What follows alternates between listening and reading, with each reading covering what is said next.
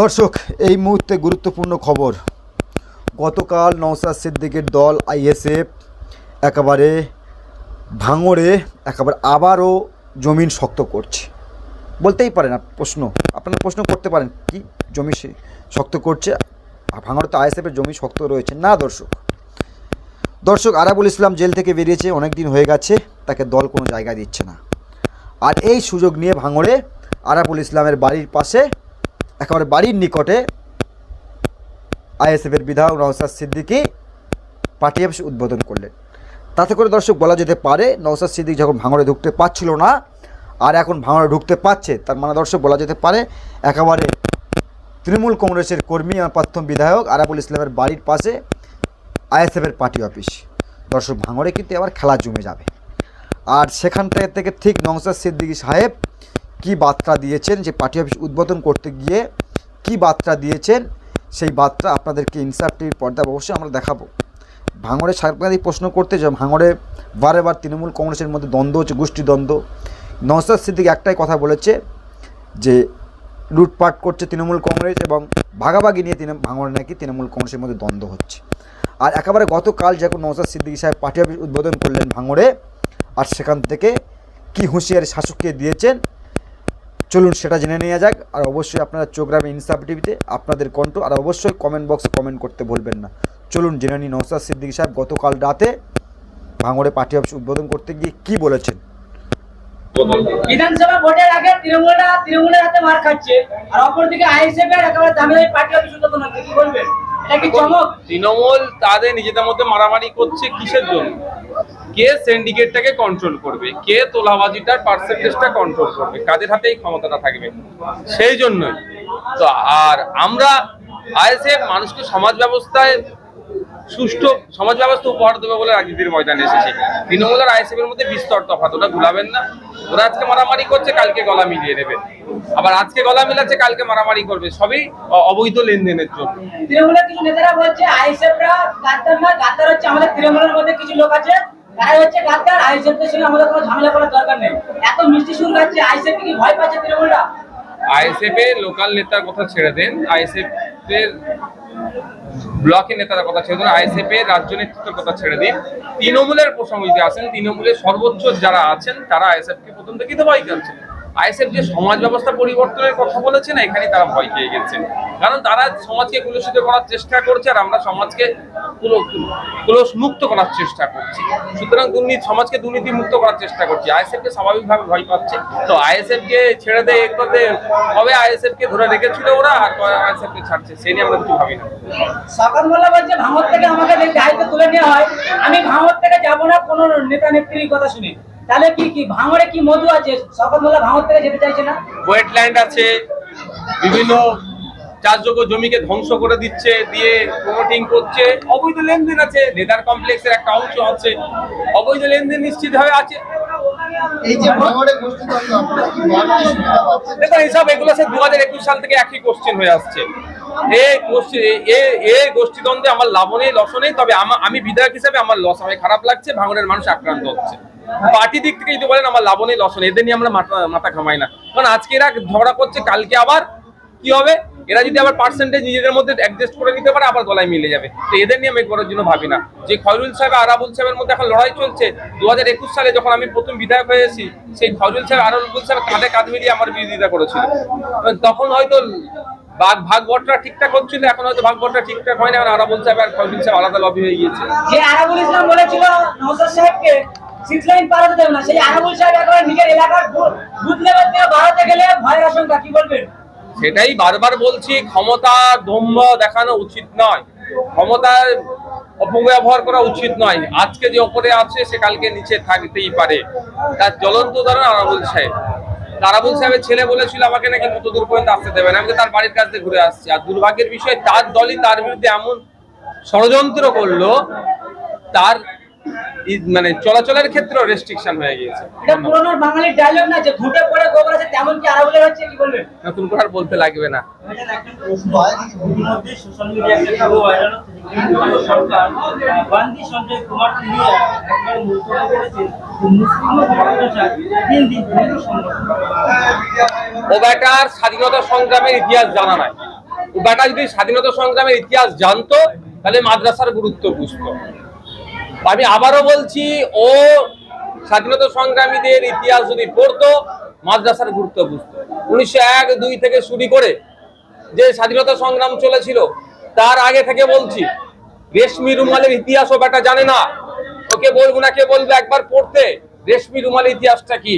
সেই রেশমি রুমালের যে ইতিহাসের ক্ষেত্রে মাদ্রাসার ছাত্রদের অবদান কি ছিল, মুফতি সাহেবদের অবদান কি ছিল, আলেম উলামাদের অবদান কি ছিল, দিল্লির গেট, লালকেল্লা থেকে দিল্লির গেট পর্যন্ত প্রায় সেখানে লাখো লাখো আলেম উলামাদেরকে শহীদ করে দিয়েছিল। তারা কোথা থেকে এসেছিল? মাদ্রাসার তারা। মাদ্রাসাকে গাল দিলে এরা ভোটটা পাবে, এই জন্যই। কিন্তু মাদ্রাসার অবদান বিগত দিনে ছিল, আজকেও আছে, আগামী দিনেও আছে, থাকবে। ভোট নিচ্ছে মুসলিম সমাজের মানুষের, কিন্তু মুসলমান সমাজের মানুষদের কি ভাই, ভোট ব্যাংক যতদিন হয়ে থাকবে মুসলিম মানুষরা, ততদিন এই ধরনের মিসইউজ হবে। যতদিন নিজের পায়ে দাঁড়াবে, নিজে বুঝতে শিখবে, শুধু মুসলিমরা পিছড়ে বর্গের যারা আছে তাদেরকে এই ধরনের ভোট নেওয়ার পরে তাদেরকে অবজ্ঞা করতে পারবে না। সকলকে শুভেচ্ছা জানাই। আপনাদের ইনসাফ টিভির পক্ষ থেকে আমি দেলোয়ার ইসলাম। দর্শক, ভাঙড়ের তৃণমূল কংগ্রেসের যখন গোষ্ঠীদ্বন্দ্ব, এক গোষ্ঠী আর এক গোষ্ঠীকে মারছে এমনটি খবর আমরা পাচ্ছি। আরাবুল বাহিনী এবং শওকত বাহিনীর মধ্যে একটি দ্বন্দ্ব চলছে। আর সেই সুযোগটা নিয়ে কিন্তু আইএসএফ ইন্ডিয়ান সেকুলার ফ্রন্টের চেয়ারম্যান পীরজাদা নওশাদ সিদ্দিকী বা ভাঙড়ের এমএলএ নওশাদ সিদ্দিকী সাহেব একেবারে বাড়ির পাশে, আরাবুল ইসলামের বাড়ির পাশে একেবারে আইএসএফের পার্টি অফিস উদ্বোধন করেছে গতকাল। আর এই খবরটা আমাদের কাছে এসছে গতকাল রাতে। ভাবছিলাম এই খবরটা করবো না, তো অনেক রাত হয়ে গিয়েছে। তারপরেও গতকাল এই খবরটা যখন আসে আমাদের কাছে তখন রাত বাজে অনেক। তারপরেও গতকাল রাতে খবরটা করেছি, তো পাবলিক করতে পারিনি, সকালে পাবলিক করেছি। দর্শক, এবার কি তাহলে আরাবুল ইসলামকে দল ছাঁটাই করে ফেলে দেবে? এমন কিন্তু ঘটনার সূত্র মাত্র আমরা খবর পাচ্ছি। কারণ দর্শক, যখনই বলা হচ্ছিল শওকত বাহিনী একদিকে আর একদিকে আরাবুল বাহিনী, তাদের মধ্যে একটা গোষ্ঠীদ্বন্দ্ব চলছিল। আর সেই সুযোগ নিয়ে বিধায়ক নওশাদ সিদ্দিকী, মানে ভাঙড়েরই বিধায়ক, তিনি একেবারে সেই সুযোগটা কাজে লাগিয়ে আরাবুল ইসলামের বাড়ির পাশে একেবারে আইএসএফের পার্টি অফিস উদ্বোধন করে দিলেন। ভাবতে পারেন, এই তো আরাবুল ইসলাম সেদিন করে বলছিলেন যে আইএসএফ টোটাল ভাঙড় বিধানসভাতে নেই, আর তার বাড়ির পাশে আইএসএফের পার্টি অফিস। এটা ভাবতে অনেকটা কষ্ট হচ্ছে তৃণমূল কংগ্রেসের। তারপরেও দর্শক, যখনই নওশাদ সিদ্দিকী সাহেব গতকাল গিয়ে যখনই পার্টি অফিস উদ্বোধন করলেন, তৃণমূল নেতাদের তো ঘুম দর্শক উড়ে গিয়েছে। কারণ এই আরাবুল ইসলাম তৃণমূল কংগ্রেসের দাপটের নেতা এবং প্রাক্তন বিধায়ক, আর তার বাড়ির সামনে এই নওশাদ সিদ্দিকী সাহেবের পার্টি অফিস। ভাবা যায় এটা? দর্শক, এই খবরটা যখন করছি আমরা বিভিন্ন মিডিয়াতে, আপনারা খবর নিশ্চয়ই পেয়েছেন। তো শওকত মোল্লাকে ইতিপূর্বে আমরা শুনেছিলাম যে তাকে ভাঙড়ে অবজারভার দায়িত্ব থেকে তুলে নেবে শাসক দল তৃণমূল কংগ্রেস, সেখান থেকে তুলে নেবে। কারণ তিনি থাকার ফলে অনেক সেখানে নাকি দুর্নীতি হচ্ছে, আর বেশি ঝামেলাটা বলা হচ্ছে। আর দল সিদ্ধান্ত নিয়েছিলেন, যে গোপন সূত্রে খবর পাওয়া, দল সিদ্ধান্ত তাকে নিয়েছিলেন যে তাকে ভাঙড় থেকে তুলে নিয়ে ক্যানিং পূর্বের জিনিস ক্যানিং পূর্বেতে পাঠিয়ে দেবে। হয়তো আরাবুল ইসলামকে দায়িত্ব দেবে বলে একটা চিন্তা ভাবনা করেছিলেন। কিন্তু তারই মধ্যে দর্শক, যে ঘটনাটা ঘটে গেল, যে আরাবুল ইসলামের দল সেভাবে কিন্তু গুরুত্ব দিচ্ছে না। আমাদের বক্তব্য খুবই ক্লিয়ার, আরাবুল ইসলাম সাহেবকে দল গুরুত্ব দিচ্ছে না। আর গুরুত্ব দিচ্ছে না বলে শওকত মোল্লাকে দায়িত্ব দিয়েছিলেন। আর শওকত মোল্লা যখন দায়িত্ব পেয়েছে, তারপর ঝামেলা দর্শক হয়ে যাচ্ছে, তখনই দল সিদ্ধান্ত নিল হয়তো আরাবুল ইসলামকে দায়িত্ব দেওয়া হবে পরবর্তীকালে। তার মধ্যে শওকত বাহিনী আরাবুল বাহিনীর মধ্যে একটা দ্বন্দ্ব সম্ভবত ময়দানে দেখা গিয়েছে, বা সকলেই জানেন। আর তাই হয়তো আরাবুলকে জব্দ করার জন্য শওকত মোল্লা সাহেবের যে টিম রয়েছে, 2-3 দিন আগে তাকে হামলা করেছিলেন তার অফিসে, এমনটা কিন্তু খবর আমরা পাচ্ছিলাম। দর্শক, জানি না কতটা ভিত্তি এর রয়েছে। তো আমরা ভাবছি যে আরাবুল ইসলামকে দল তো গুরুত্ব দিচ্ছে না, আর যখন দেওয়ার কথা চিন্তা করলো নওশাদ সিদ্দিকী সাহেব, ঠিক সেই সুযোগটা নিয়ে আরাবুল ইসলামের বাড়ির পাশে একেবারে আইএসএফের পার্টি অফিস করে দিলেন। তার মানে দর্শক সব মিলিয়ে দর্শক যেটা আমরা বুঝতে পারছি, আমাদের বক্তব্য সব মিলিয়ে হয়তো এই আরাবুল ইসলাম তৃণমূল কংগ্রেসে আর জায়গা পাবে না, তাকে আইএসএফটাই করতে হবে। কারণ দর্শক আরাবুল ইসলামের বিরুদ্ধে অভিযোগ উঠেছিলেন তিনি নাকি 2021-এর নির্বাচনে, মানে বিধানসভা নির্বাচন 2021-এ তিনি নাকি নওশাদ সিদ্দিকী সাহেবের দল আইএসএফকে সমর্থন করেছিলেন, মানে গোপনভাবে আর কি। সেটা তৃণমূল কংগ্রেসে অনেক কর্মী প্রকাশ করেছেন যে আরাবুল সাহেব আইএসএফের হয়ে কাজ করেছে, মাঠে ময়দানে না করলেও গোপন সূত্রে আরাবুল ইসলাম আইএসএফকে সমর্থন করেছে। তাই তাতে করে তৃণমূল কংগ্রেস সেখানে কিছুটা মানে দুর্বল হয়েছে, আর সেখান থেকে নওশাদ সিদ্দিকী সাহেবের ভোট ব্যাংকটা যেটা সেটা করে তাদের বেরিয়ে গিয়েছে, আর তাই নওশাদ সিদ্দিকী সাহেব সেখান থেকে জয়ী হয়েছে।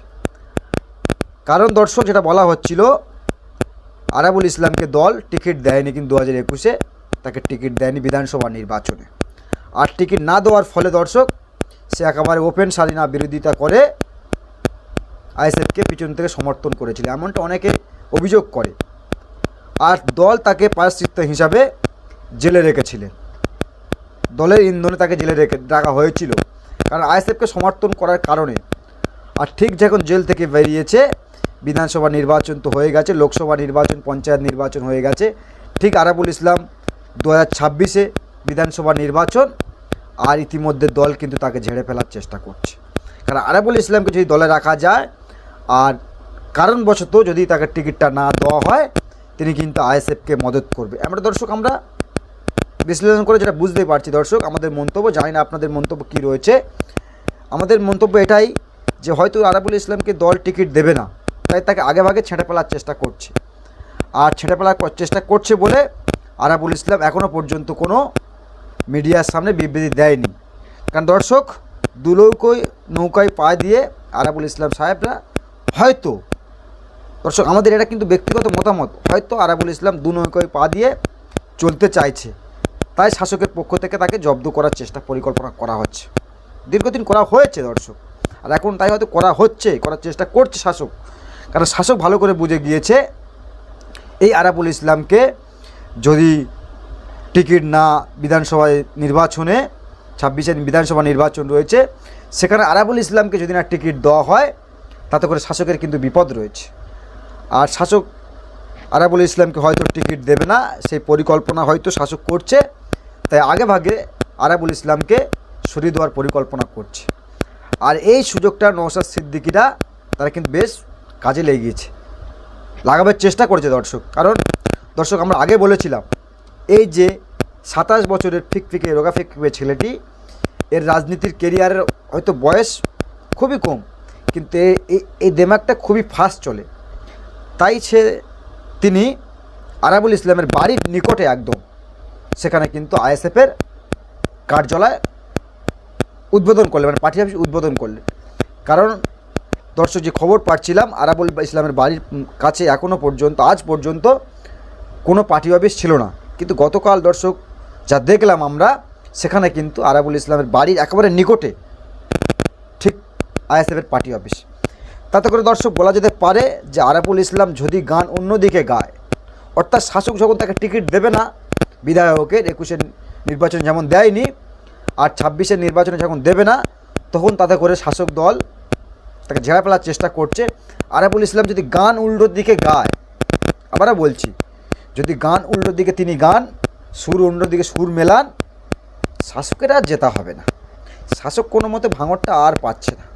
কারণ আরাবুল ইসলাম ভূমিপুত্র, তাকে টিকিট না দিয়ে ডক্টর রেজাউল করিমকে টিকিট দিয়েছিলেন, আর তাতে করে শাসকের বিপদ হয়ে দাঁড়িয়েছিলেন। সেখান থেকে নওশাদ সিদ্দিকীর জয়ী খুবই অল্প কষ্টের বিনিময়ে সেখান থেকে তারা পেয়েছিলেন, জয়ী লাভ করেছিলেন। কারণটা যেটা বলা হচ্ছিল, তৃণমূল কংগ্রেসের অনেকে অভিযোগ করে, এখনও পর্যন্ত অভিযোগ করে যে আরাবুল ইসলামের টিকিট না দেওয়ার কারণে ভাঙড়ে নাকি নওশাদ সিদ্দিকী জিতেছে, আইএসএফ জিতেছে। আর এবারে কি শাসক এই ভুলটা করবে? আর দর্শক আমাদের তো প্রশ্ন রয়েছে, জানি না শাসক কি ভুল করবে, তাদের ব্যাপার রয়েছে, বড় দল রয়েছে, তার ক্ষমতায় রয়েছে পশ্চিমবাংলায়, জানি না শেষ পর্যন্ত কি ভুল শাসক করবে। কিন্তু আমাদের বক্তব্য খুবই ক্লিয়ার, যদি শাসক আরাবুল ইসলামকে টিকিট না দেয়, তাহলে কি ভাঙড়ে আবারও তৃণমূল কংগ্রেস হাঁটতে চলেছে, এমনটা কিন্তু প্রশ্ন থেকে যায়। আর যদি ভুলবশত আরাবুল ইসলাম টিকিট পেয়ে যায়, তাহলে কিন্তু নওশাদ সিদ্দিকী সাহেবেরা আর সেই ভাঙড়ে আইএসএফকে ফটাতে পারবে না। কারণ দর্শক, ভূমিপুত্র যখন ভাঙড়ের ভূমিপুত্র যখন সেখান থেকে লড়াই করবে, ভাঙড়ের মানুষ নিশ্চয়ই উন্নয়নের দিকে তাকিয়ে আরাবুল ইসলামকে ভোট দিতে পারে। আর যখন আরাবুল ইসলামকে টিকিট দেবে না দল, তাহলে কিন্তু দর্শক সেখান থেকে জেতাটা খুবই টাফের ব্যাপার আইএসএফের দেখতে। আর তৃণমূল কংগ্রেস যদি আরাবুল ইসলামকে টিকিট না দেয়, তাহলে কিন্তু সেখানে বলতে পারেন তৃণমূল কংগ্রেসের 90% হার নিশ্চিত সেখানে। কারণ যে আরাবুল ইসলাম 21 থেকে 26 পর্যন্ত যে কাজ আর কি আমরা দেখছি, তাতে করে আমার মনে হয় শাসক এ ভুলটা আর করবে না, আরাবুল ইসলামকে টিকিট দেবে। আর যদি ভুলবশত টিকিট না দেয়, তাহলে কিন্তু বলা যেতে পারে দর্শক, আমাদের বিশ্লেষণ করে যেটা পেয়েছি সেখান থেকে কিন্তু আইএসএফ ফুল ফোটাতে পারে। দর্শক জানি না আপনারা কি মতামত দেবে, অবশ্যই কমেন্ট বক্সে মতামত দেবেন। আর চোখ রাখবেন আপনাদের প্রিয় চ্যানেল আপনাদেরই কণ্ঠ ইনসাফ টিভিতে। দর্শক এই যে বিশ্লেষণ করলাম সম্পূর্ণ কিন্তু আমাদের মতামত আমরা জানালাম। আপনাদের কি মতামত অবশ্যই কমেন্ট বক্সে কমেন্ট করবেন। আর চোখ রাখবেন ইনসাফ টিভিতে। অসংখ্য ধন্যবাদ।